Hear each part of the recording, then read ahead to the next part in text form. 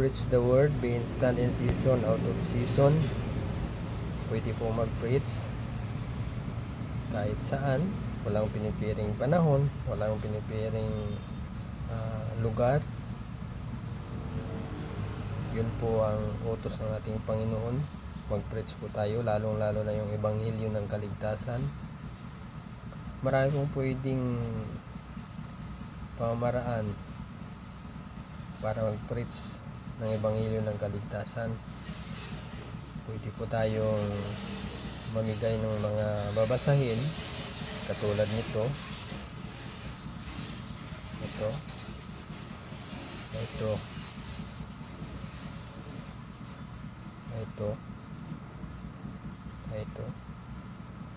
Magandang pamigay ito para pag nabasa nila, pwede po silang maligtas.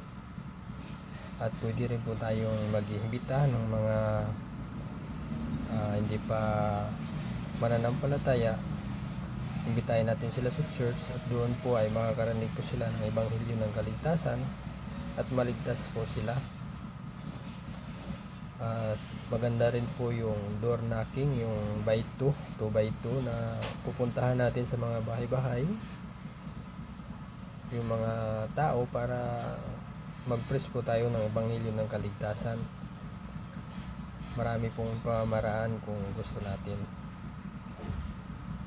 nating sundin yung utos ng ating Panginoon. At sa oras na ito ay gagawa po ako ng video patungkol sa ebanghelyo ng kaligtasan, pero dito naman po gagawin sa online. Sana po ay marami po ang makabasa nito, makapakinig nito, at maunawaan nila yung pamamaraan ng kaligtasan sa panahon natin ngayon.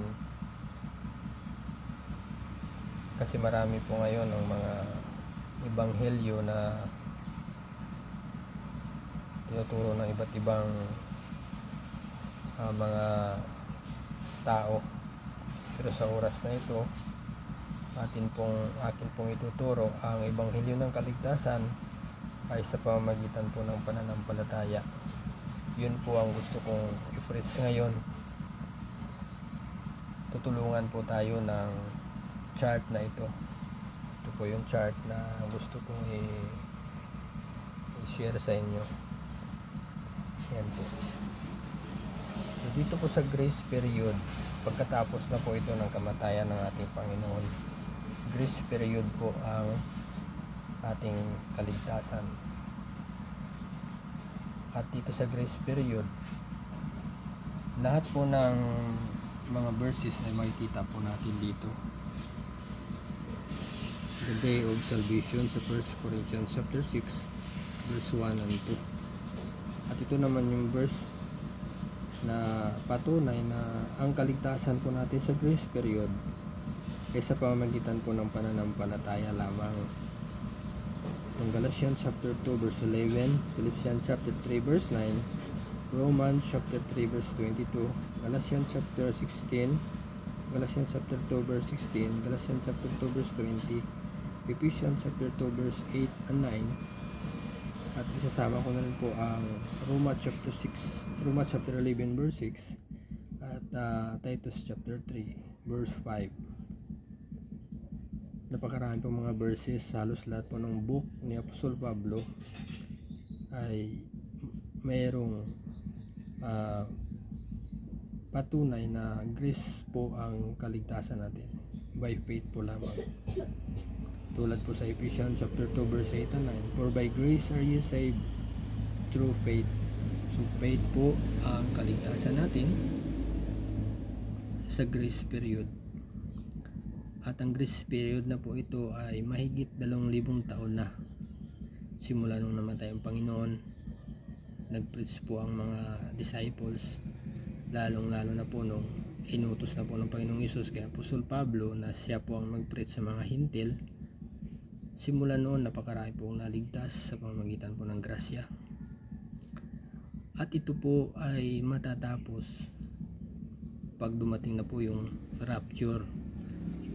Bilang mga mananampalataya, ang inihintay na lang po natin ay yung rapture. yung mga namatay nung panahon ng mga apostles hanggang ngayon ay sila po ang unang bubuhayin, at yung mga buhay naman tulad natin ngayon ay isusunod po tayong ira-rapture. Buhay man o patay, makakasama sa rapture kapag may pananampalataya ang isang tao sa Panginoong Jesucristo. Nakasulat po yan sa 1 Thessalonians chapter 4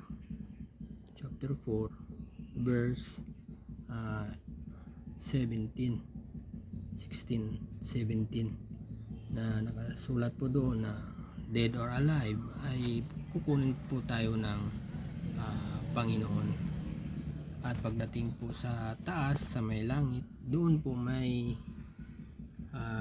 pag napunta na po tayo doon lahat ay mayroon pong judgment seat of Christ. Yan po, doon po bibigay yung ating reward. Bibigyan po tayo ng reward doon. So napakasaya po yan na panahon sa ating buhay Kristiyano, dahil yan po ay rewarding na. At lahat po ng ginawa natin ay may reward doon. Sabi doon sa 1 Corinthians chapter 15 verse 58 na lahat po ng ginawa natin na hindi yan in vain, sabi ng Apostol Pablo. Masama man o mabuti, mayroon pong reward doon. Kaya mas mabuti na marami po, o pwede pa lang mas gumawa po tayo ng maraming napakabuting bagay dito sa mundo habang tayo nabubuhay bilang mananampalataya ni Kristo. Kasi yun po ang purpose nga nung bakit tayo niligtas ng Panginoon, dahil gusto niya tayong gumawa ng mabuti para marami po tayong reward pagdating ng judgment seat of Christ. Yun po ang gusto kong i-preach para maintindihan po ng napakaraming tao na hindi po kasama ang work sa salvation. Ang salvation po natin ay through faith lamang po. Pero pagkatapos po ng kaligtasan, sabi doon sa Ephesians chapter 2 verse 10 na ginawa ka ng Panginoon, iligtas ka ng Panginoon, tapos tutulungan ka ng Panginoon, baguhin ang iyong buhay para magamit ka sa pag-preach ng kaligtasan, sa pag-preach ng ebanghelyo ng kaligtasan. Yun po ang gusto ng Panginoong Hesus. Kaya pagkatapos po namin maligtas, humingi po tayo ng tulong sa Panginoon kung paano po tayo mabago, paano po tayo mag-grow, paano po tayo maging matibay sa pananampalataya, at tayo naman po ay uutusan na mag-preach para mas maraming maligtas. Yun po ang gusto ng Panginoon. Kaya sana po magpatuloy po tayo sa pag-preach. Preach the word, be instant in season, out of season. Yun po ang gusto kong i-preach ngayon. Kasi wala po naman pinipiling lugar, pwede naman dito sa online. Mas maraming makakita, lalong lalo na po yung mga taong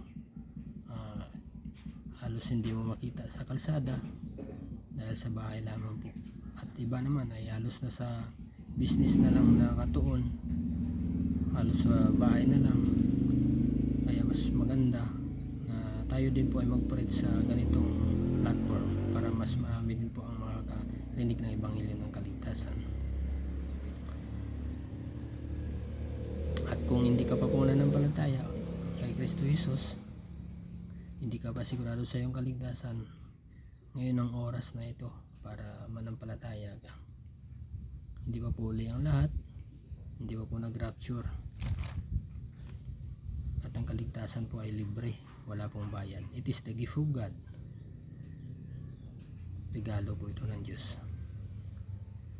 John 3:16 sabi, for God so loved the world, He gave His only begotten Son, that whosoever believeth in Him should not perish but have everlasting life. At sa mga oras na ito, kung gusto mo pong manampalataya para masigurado ang kaligtasan, sabihin mo lang na, Lord, patawarin mo po ako sa aking mga kasalanang nagawa, mga pagkukulang ko, mga unbelief ko sa buhay.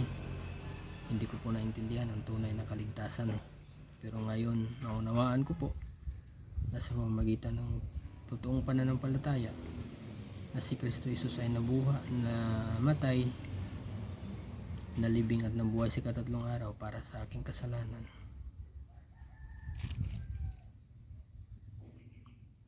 Ikaw po ay makakatanggap ng kaligtasan.